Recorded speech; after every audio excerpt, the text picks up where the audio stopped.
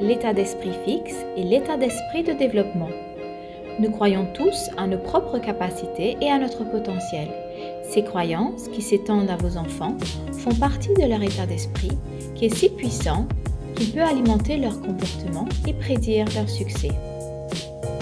Cette idée puissante a été développée par le professeur Carol Dweck de Stanford, qui a identifié deux types d'état d'esprit, l'état d'esprit fixe et l'état d'esprit de développement. L'état d'esprit de développement existe lorsque nous pensons que notre intelligence et nos capacités peuvent être améliorées avec l'effort, les bonnes stratégies et la volonté de relever les défis.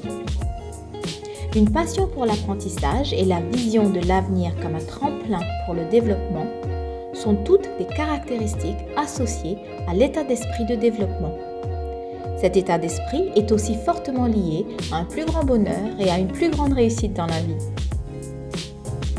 En revanche, ceux qui ont un état d'esprit fixe croient que leur intelligence et leurs capacités sont fixes et ne peuvent être modifiées.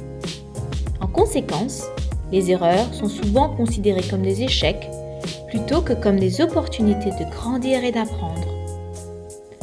Lorsque votre enfant est coincé dans un état d'esprit fixe, elle peut craindre de nouvelles expériences et éviter les risques. Voici 3 façons très simples d'aider votre enfant. Numéro 1. Reconnaissez votre propre état d'esprit.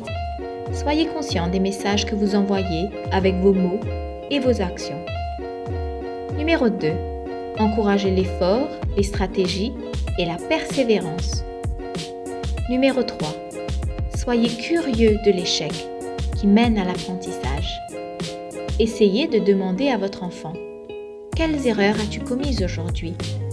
Qu'as-tu appris de ces erreurs? Quelle nouvelle stratégie as-tu essayé aujourd'hui? Astuce 5. Aidez votre enfant à reconnaître si elle est dans un état d'esprit fixe ou dans un état d'esprit de développement. Montrez-lui qu'elle peut utiliser ses propres mots pour changer son état d'esprit. Notre prochaine vidéo, vidéo 6, nous invite à la déscolarisation.